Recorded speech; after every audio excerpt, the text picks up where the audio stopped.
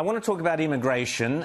Just want you to have a quick listen. You might have seen this heartbreaking story on Q&A, one of the better Q&As that I've seen for a long time, where this man stood up and bravely told the story how his family has been driven out of Sydney towards homelessness, and he blames solely high immigration. Have a listen. My family's already been forced out of Sydney for the same reasons. I want to know, is the government going to cut immigration to match housing availability, or are we just going to keep going until every regular working Australian is homeless? Pauline, you've supposedly been accused of causing distress amongst our migrant communities by announcing your plan to deport 75,000 illegal immigrants. But surely it's the locals' distress we should be worrying about, people like that man and his family who can't afford their homes.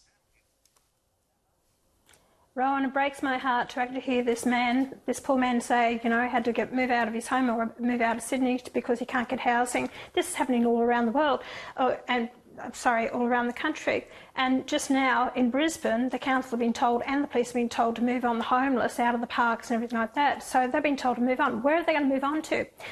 Ron, the high immigration that we've brought into the country has actually distressed a lot of Australians.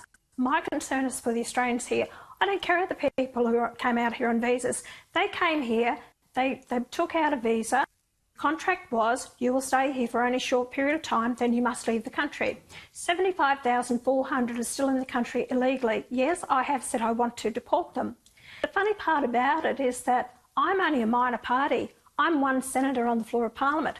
Why are they so concerned about me and not the government, who should be ensuring that the law is enforced, and if they've overstayed their visa in Australia, they should have been deported. But they're more concerned about me. Does that mean say I've got more say over these people on visas overstaying in Australia? Apparently I have. They're not concerned from the government rounding them up, are they? And Michael, would you concur that our immigration is out of control? Do we need to tow it back? Post-COVID, Rowan and Pauline, we have brought into Australia in 1 year almost 750,000, 800,000 people. Now, in the past, I was a big Australia person. I supported Philip Ruddock and Labor's high immigration, but that was around 200,000. Who was the Dummkopf since post-COVID who brought in so many people? I know it was under pressure of our crazy Australian universities who regard universities as a business and want to bring in all of these people so they can earn more money for some administrators in the various top 20 universities. But it's too many, it was too much. It has to be rolled back to a manageable level at least.